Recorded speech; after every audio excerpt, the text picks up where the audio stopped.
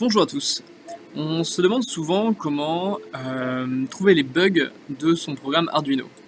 Il y a une manipulation qui est très simple et qui est très souvent utilisée, c'est le serial print.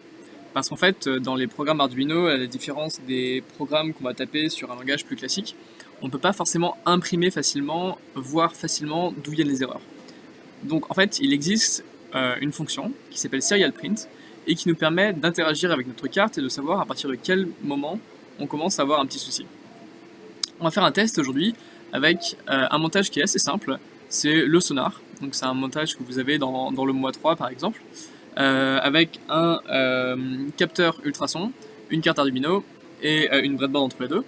Donc j'ai fait ce petit montage là avec une petite différence, c'est que je l'ai mis sur les pins 2 et 4 au lieu de les mettre sur les pins 7 et 8. Mais après c'est exactement la même chose. Et je vais essayer de voir pourquoi mon programme ne marche pas. Donc quand j'ai un programme, je prends un programme Arduino de base qui récupère les données du sonar. Donc voilà le programme, avec on a la librairie Nupin qui est ici, on a créé l'objet sonar ici, donc branché sur les pins 2 et 4 comme je vous le disais. La distance minimale à 0, distance à 0, distance minimale à 20, un setup qui est vide, ensuite on crée la fonction quelle distance qui nous retourne la valeur en centimètres à partir du ping du sonar, et enfin on donne à la variable distance la valeur retournée par la fonction quelle distance. Donc on peut imaginer, quand on fait son robot chien par exemple, que le robot n'avance pas et on ne sait pas forcément pourquoi. Et donc on voudrait voir ce que récupère comme valeur notre sonar. Comment on fait ça? Alors, on va utiliser serial print et cette petite case ici, qui est le moniteur série, qui nous permet en fait d'interagir avec notre carte. Pour l'instant, il n'y a rien du tout. Ou il y a ça, mais bon, c'est parce qu'il y a un ancien programme sur la carte. Donc normalement, il n'y a rien du tout. Hop, si j'upload, on va voir qu'il n'y a absolument rien. Et c'est à travers cette interface-là qu'on va réussir à savoir ce qui se passe vraiment dans notre programme. On va le faire avec serial print. Alors, serial print, en fait, c'est la communication série, ça veut dire que c'est la communication USB entre notre carte et notre ordinateur. Donc pour démarrer la communication USB, dans le setup, on doit l'initier avec la déclaration serial.begin. Ensuite, dans serial begin, vous avez 9600 ici. Ça, c'est ce qu'on appelle le baud rate. C'est la vitesse en bits par seconde à laquelle vous allez envoyer et recevoir des données. Donc 9600, c'est une donnée qui est souvent utilisée. Si vous regardez ici, c'est la donnée que vous retrouvez ici. C'est important que vous ayez la même ici et ici, parce que sinon vous risquez d'avoir des lettres bizarres comme ce qu'on avait tout à l'heure. Donc ici vous pouvez changer la vitesse. 9600 c'est un peu la vitesse de base. Donc là on a initialisé la conversation entre notre carte et notre interface. Donc dans un second temps, ce qu'il faut faire, c'est imprimer la valeur qu'on veut récupérer. Donc ici, typiquement, c'est distance. On fait ça avec l'instruction serial.print. Alors on a serial.print ou serial.println. Serial.print distance va nous imprimer la distance. Et serial.println va nous imprimer la distance, mais en passant une ligne à chaque fois. Donc maintenant, si j'envoie ce code,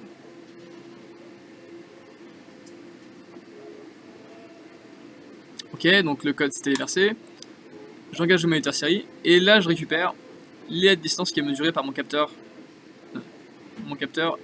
ultrason. Si je mets ma main devant, voilà, ça, on voit les valeurs qui se modifient, on voit les valeurs qui changent. Donc là ça fonctionne. Il peut y avoir parfois une erreur qui fait que, alors là par exemple on a des résultats qui sont un petit peu incohérents, on a des résultats qui sont plus ou moins incohérents, et parfois on a des zéros qui se mettent un petit peu partout. Et c'est ça qui peut bugger, qui peut faire bugger le chien par exemple. On peut voir par exemple des zéros qui vont apparaître. Là je les provoque automatiquement, mais ça peut arriver que ce soit naturellement dans le capteur.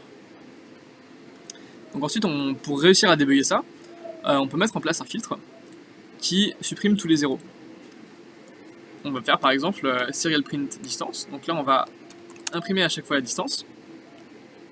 Et on va mettre par exemple if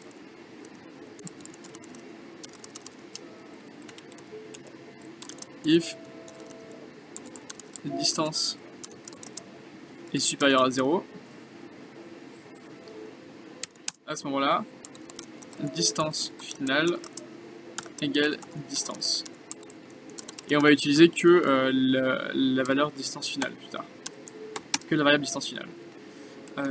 Toc, ça va pas marcher. Ok, donc j'ai juste à créer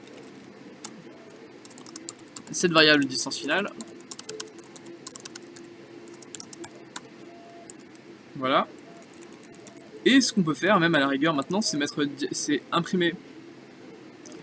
On peut imprimer, on va imprimer en fait les deux l'un à côté de l'autre, comme ça va être plus clair. Du coup, je vais mettre la distance ici. Je vais enlever le ln pour qu'on laisse tout sur la même ligne. Je vais en mettre un second. Juste en dessous. Alors là, on va mettre juste une valeur de texte, juste une valeur textuelle, pas forcément une variable. Et je vais terminer par la distance finale.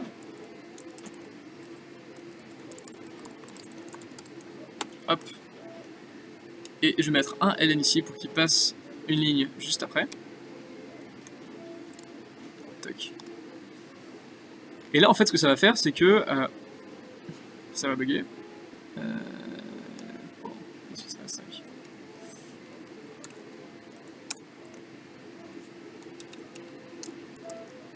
Ok, donc là, j'ai fait une petite erreur.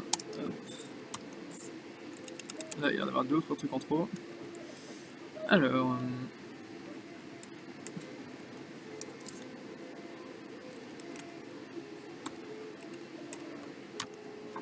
je vérifie le code.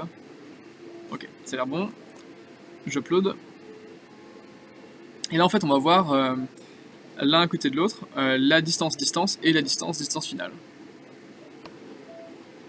Ok, donc on a distance et distance finale. Donc là, on a que des résultats qui sont supérieurs à 0, donc il n'y a pas de différence entre les deux. En revanche, si jamais je place ma main devant et que je mets à 0,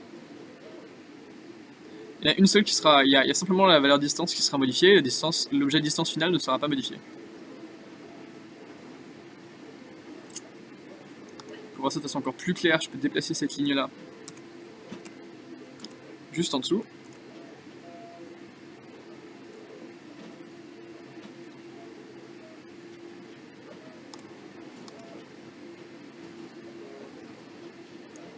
Et voilà, là par exemple, il a gardé la dernière valeur. Donc là, j'ai un ensemble de valeurs, d'un coup il a 0, et lui il garde la dernière valeur qu'il a enregistrée. Donc ça peut être utile quand il y a des changements brusques, et parce que là il n'y a pas de changement brusque, tout fonctionne, mais parfois il y a des changements brusques, et les changements brusques c'est rarement quelque chose, une situation réelle, et donc c'est ce qu'on utilise pour filtrer en fait, pour enlever tous les résultats qui sont un petit peu incohérents et qui pourraient faire bugger notre robot. Donc voilà, vous pouvez utiliser Serial Print partout dans votre programme. C'est vraiment hyper utile si vous voulez débugger votre programme, surtout pour les programmes qui sont assez imposants, où il faut savoir étape par étape ce qui fonctionne, ce qui bug. Donc voilà, donc je vous conseille vraiment de l'utiliser, d'apprendre à l'utiliser et de l'utiliser très souvent.